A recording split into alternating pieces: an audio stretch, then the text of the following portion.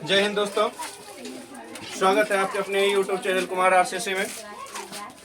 तो आइए आज हम लोग सीखेंगे जो क्लास 10th से संबंधित है और हमारा रसायन शास्त्र अर्थात केमिस्ट्री का सब्जेक्ट है। इसमें हम लोग सीखेंगे कि आखिर जो रासायनिक समीकरण हमको दिया जाता है और इस रासायनिक समीकरण को हम लोग संतुलित कैसे करते हैं उसको हम लोग आज सीखने का प्रयास करेंगे ना, क्योंकि यह एक ऐसा प्रश्न है जो प्रत्येक बार बोर्ड एग्जाम में 5 नंबर का पूछा जाता है और इसको समझने में कुछ नहीं जाता है।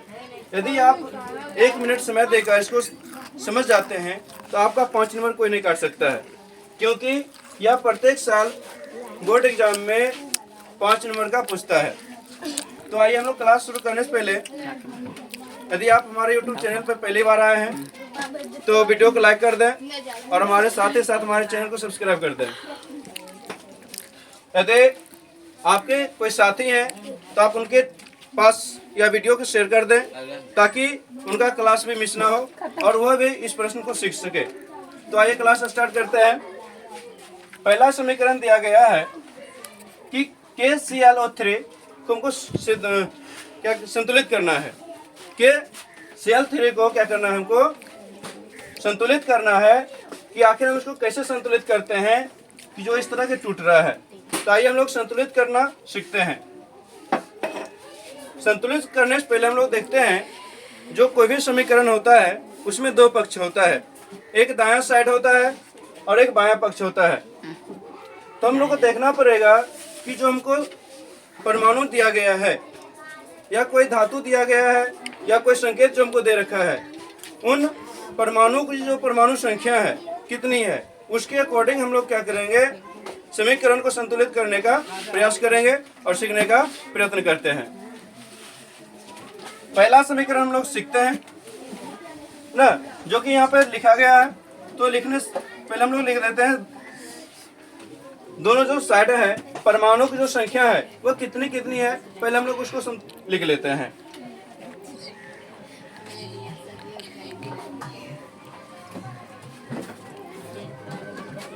बायां पक्ष में जो परमाणु की संख्या है वो कितनी है, हम लोग इसको देखेंगे। और जो दायां साइड होता है, दायां पक्ष में परमाणु की संख्या कितनी है, इसको हम लोग क्या करते हैं, समझने का प्रयास करते हैं। हम लोग देख रहे हैं यहाँ पे जो हमारा K है, K की जो परमाणु संख्या है, K की जो परमाणु संख्या है, हम यहाँ से देख सकते हैं जो इसमें समीकरण दिया गया है, इसमें एक हमारा अभिकारक होता है और एक प्रतिफल होता है। तो हम लोग अभिकारक में देखते हैं जो K की जो परमाणु संख्या है कितनी है, केवल और केवल 1 है। हम लोग क्या लिख दिए यहाँ पर, 1 लिख दिए। उसके अलावा हम लोग क्लोरीन को देखते हैं, इसी में हमारा क्या है, क्लोरीन लगा हुआ है। तो क्लोरीन जो हमारा है, क्लोरीन की जो परमाणु संख्या है, क्लोरीन के परमाणु संख्या, क्लोरीन की जो परमाणु संख्या है उनकी भी परमाणु संख्या कितनी है, 1 है।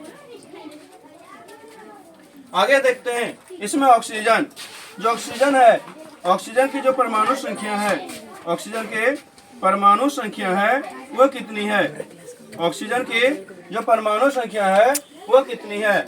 हम लोग देख रहे हैं यहाँ पर ऑक्सीजन परमाणु संख्या कितनी दे रखी है, 3 दे रखा है। कितना दे रखा है, 3 दे रखा है। अब हम लोग प्रतिफल की ओर जाते हैं। इसमें देखते हैं जो हमारा पोटेशियम है यानी K है, इसकी जो परमाणु संख्या है, परमाणु संख्या, इसकी जो परमाणु संख्या है वो कितनी है, 1 है। कितनी है, 1 है। वहीं फिर क्लोरीन देखते हैं, क्लोरीन की जो परमाणु संख्या है,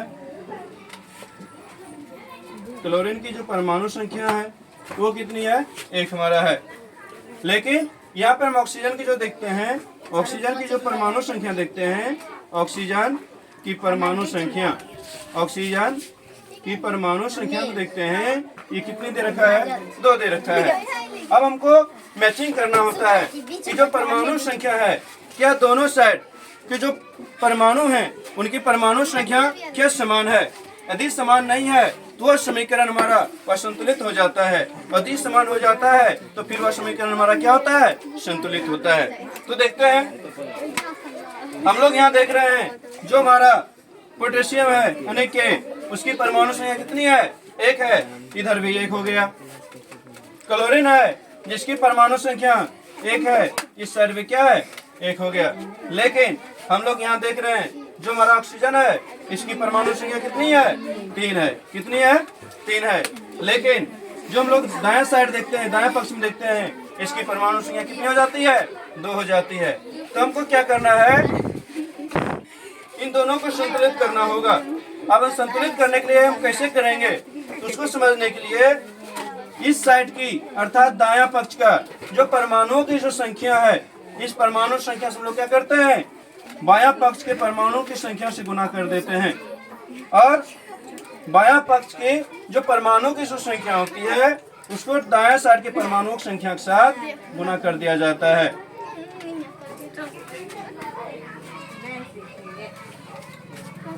अब हम लोग देखते हैं कि इसको कैसे समीकरण के रूप में लिखा जाए। अब हम इसको क्या करते हैं, समीकरण को नीचे लिखते हैं।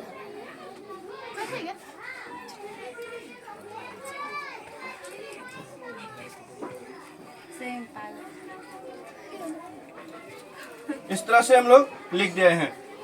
अब हमको क्या करना है, देख रहे हैं इधर जो हमारा पोटेशियम और क्लोरीन है एक एक है। ठीक उसी तरह इस साइड में हमारा जो अभी कारक है उसमें भी क्या है, पोटेशियम और क्लोरीन की जो परमाणु संख्या एक एक है। लेकिन हमको क्या करना, ऑक्सीजन की परमाणु संख्या दोनों पक्षों में 6 करनी होगी।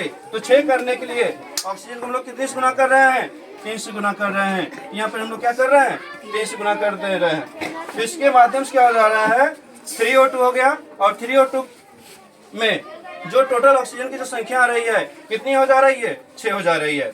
ठीक उसी तरह इधर हमको क्या करना होगा, 2 से गुना करनी होगी। तो 2 से गुना करने के लिए यहाँ क्लोरीन के बीच में हमको 2 नहीं डालेंगे, बल्कि उस 2 को हम लोग क्या करेंगे, पोटेशियम के शुरू में डालेंगे। इससे क्या होता है, 2 तिहाई 6 जब करते हैं तो यहाँ पे ऑक्सीजन की संख्या 6 हो जाती है। लेकिन अब यहाँ पे क्या हुआ है, क्लोरीन की संख्या 2 हो गया है। ये जो 2 आया है पोटेशियम और क्लोरीन दोनों के लिए आ गया है, पोटेशियम और क्लोरीन दोनों के लिए आया है। तो पोटेशियम और क्लोरीन दोनों हमको क्या करना है, इस साइड भी संतुलित करना है। अर्थात इधर क्लोरीन और पोटेशियम जो संख्या है 2-2 है, तो इस साइड जो हमारा अभी का प्रतिफल के रूप में जो आया है, प्रतिफल में पोटेशियम और क्लोरीन की जो परमाणु संख्या होनी चाहिए, कितनी होनी चाहिए, 2-2 होनी चाहिए। तो हम लोग क्या करते हैं, इसको 2 से गुना कर देते हैं।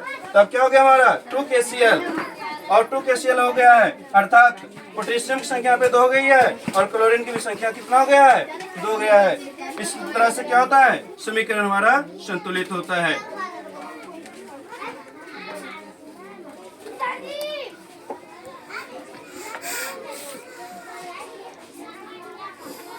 इस तरह से क्या होता है, हमारा पहला समीकरण संतुलित हो जाता है।